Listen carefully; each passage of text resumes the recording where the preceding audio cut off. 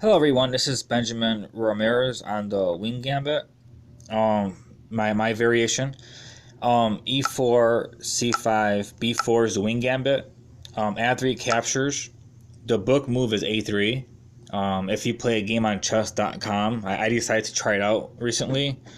Apparently knight to F3 is the best move, but it's not the book move, which is pretty much why I'm doing these videos and I'm trying to create lines. Not because I've seen it on chess.com as the best move, but um, because I thought it was better, and I'm glad to have some type of verification that doesn't know me, doesn't talk to me, and isn't putting their personal beliefs, opinions, and ideas. The computer is just it's a computer. So um, after this here, the most common move I've seen is knight to c6, and I play d4.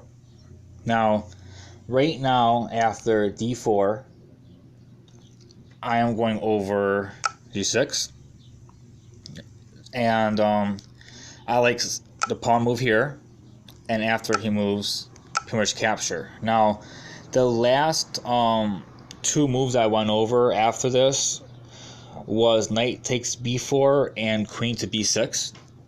Right now I'll be going over d5 a little bit. Now, it's not the best. There's two different moves you can play here if you like. This right here isn't the best move. However, after queen takes, if you play knight to c6, the queen doesn't have many places to actually go. It can't go here, obviously, like it normally would, because the pawn hasn't been captured. It's being under attack, and logically speaking, it might go back here. If someone were to play here, you can attack, and if they go back, you can continue your attack on c7. So it has like a little nice trap to it. It's not how do I put it? It's not a guarantee trap, because all he has to really do is pretty much after you capture it, you can pretty much just go all the way back here. And then if you try to continue after that, it's not going to work at all. This is actually bad for you. You can simply kick your knight back. But for any reason, if somebody wasn't really, because this is, you're not really forking anything here. It's the future, and it's a couple moves in. So in a fast game, or a lot of people I've noticed make a whole lot of mistakes in his opening only because they're not book moves, and everybody remembers book moves, which means they're playing the best ones. So this right here is actually pretty good to play the bishop here after that. So this is an idea if you wanted to try it. Me personally, I wouldn't be trying it unless I'm playing bullet, only simply because, like I said, it's not the best move, and it's not really a guarantee. But if you go here and someone decides to go back, it's definitely playable. If the person goes all the way back to, let's say, d8, I would think the best move from here will be either bishop to e3, which is fine. Bishop to c4 is fine here, and bishop to e2 is fine here. I think this right here is fine as well. So it's pretty much, you have different moves here you can do if someone goes all the way back, but like I said, I wouldn't go for it unless you're playing like a really super fast game. I like the move e5 better, personally. Here, I really haven't developed much from this point because I haven't really played people who played this variation yet. And I really, really want to get a whole lot of games going and variations so I can further develop the opening. I developed pretty well openings based on the games that I have played. And it's a little slowing down because I haven't seen much of g6. I've seen like maybe twice. And I'm trying to get a lot of stuff going, so therefore when someone does play it, I know what to do. and everybody right here who's watching understands when you study opening, you barely get to play the opening you study. So you need a whole large book of openings, just so you can prepare for everything. Now, after this, I believe it's a lot more positional. You have more space. Your file on C is pretty much somewhat open for you. And black here has a few moves he might want to try to do. He can go for the pawn if he wanted to. He can. And if he were to go for the pawn, it's similar in other positions. And I would simply just develop normally, because he's not really threatening anything. He's not doing anything. So it's not, it's not nothing really to worry about. I know sometimes it looks uncomfortable, but it's not really that bad for you, And he simply can just develop as well to try to target your pawn, your weak square on C2, which is basically the same thing I will be doing to him in a different position. Now, if you simply just call it check, you can attempt to stop it by having him move back, by having him moving back, If he were to move the knight, if you wanted to take it, you can. Hold on a second. If you move the knight, if you wanted to take it, you can. If you move the bishop back, obviously, if you wanted to take it, you can. But the counterattack here, if he wanted to keep up the pressure, the only thing he actually can do is go king to f8.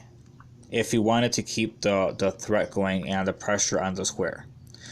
But because he developed your bishop and called it check, you can castle. So it's not really an actual threat that is going to be serious. It's kind of like your threat. If you basically, over here, if after d5, if you captured and he went here, and this is basically a threat that you had, if he moved up, that was basically a threat that you had that wasn't really guaranteed. You had to make a mistake. That's pretty much the same as what black has towards you in the other position. That doesn't really matter because it's not gonna do anything. If you know the moves and you understand why they work the way they work, it's just not gonna happen. So I wouldn't worry about it.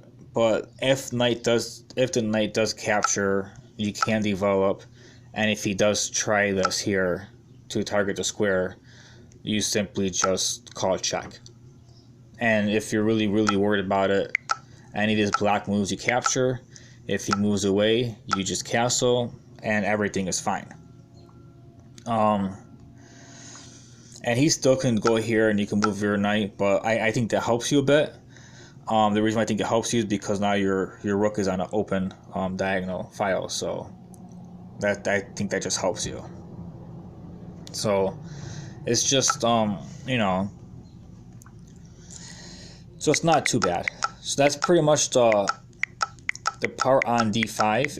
If after this movement, if he plays d5, I would simply go here, is what I would do. Now that's a simple threat that he has after e5. Now there's other moves he can play. He doesn't have to capture.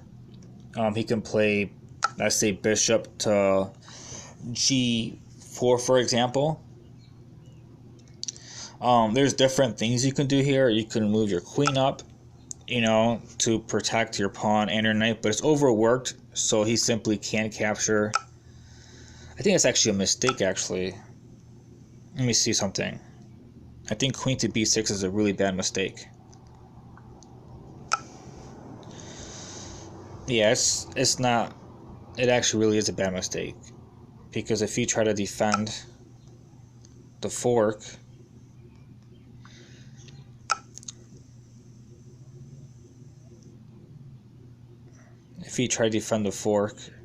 I mean, obviously, if you capture, he can call check, and okay, it's just there's too much going on, but it is not okay. It is not good. Hold on a second here.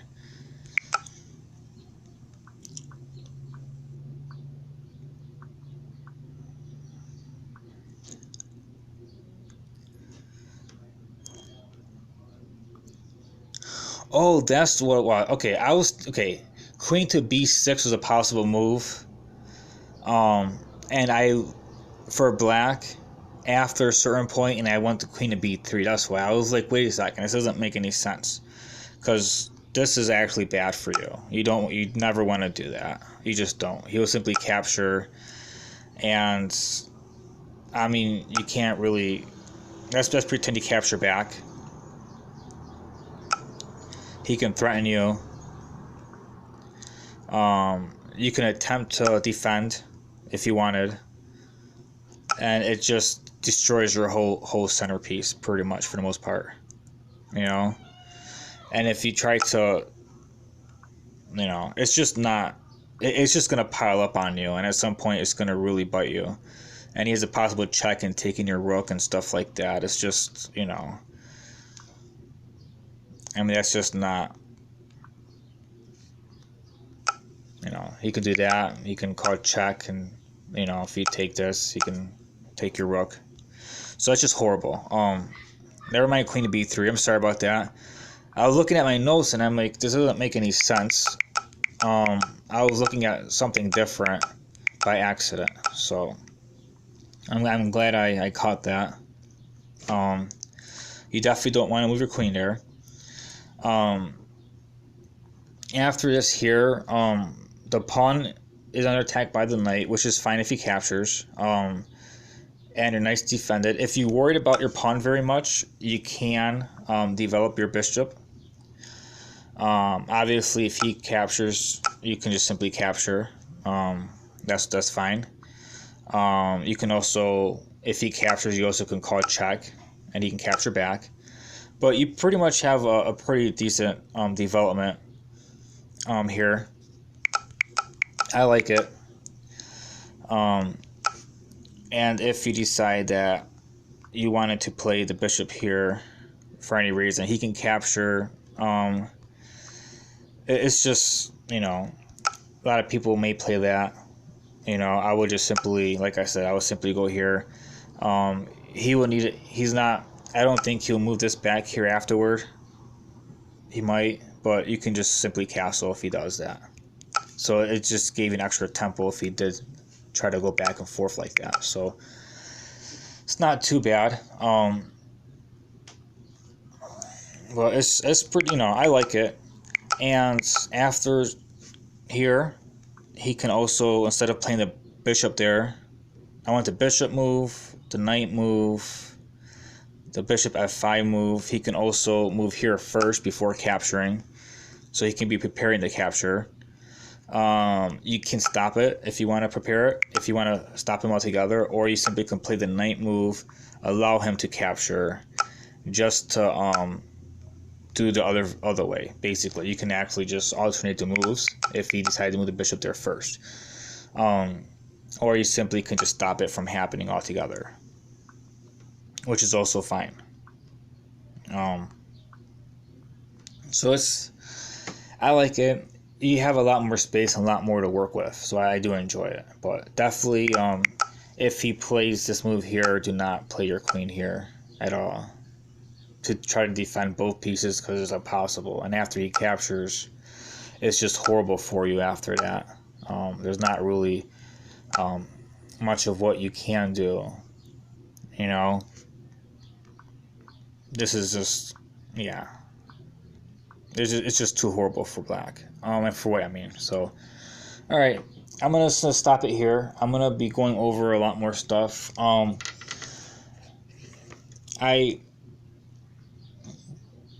It's just a little bit slowed for G6 for me, because I have not seen many games of G6, but it's also very possible. Some people wanted to play like the accelerated dragon or other stuff that involves fianchettoing and all that, and they might get stuck on the move, but it really isn't very it's not really gonna do much to white if they do that, but you might see it. And I'm trying to by explaining what to do if you see it.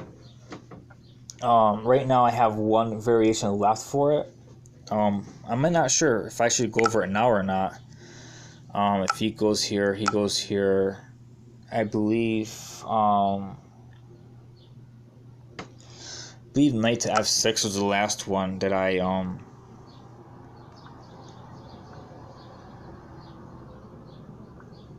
yeah, knight to f6 was the last one that I was going to be going over pretty soon. And you can either play e5 or b5 here, but there's not really much to go off of. I mean, if he goes back, you obviously gained a lot of space and momentum and so forth. You know, he can play a5 here. There's not much he can play knight to a5 here. There's not really much tactics or traps here that I've noticed myself. If you noticed them, please tell me. I'm not really getting much input from people, so I'm a little confused on what to ask for. You know, you can also play e5. Hold on a second. You also can play e5 here as well. That's very possible. The knight can move, and you just simply develop and defend at the same. You know, I mean, it's not really defending the pawn because he can capture it that way.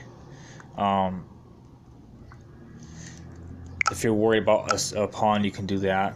I mean, it's not the best move, a3.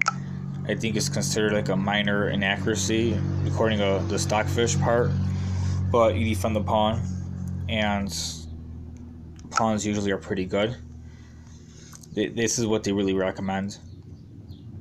I'm not sure if capturing is good or bad for black. I don't think it is. It's not. But it's just, there's not much that really can go on. You just basically play around with the pieces. And you're playing around with knights and so forth. So it does depend on your comfort level with that.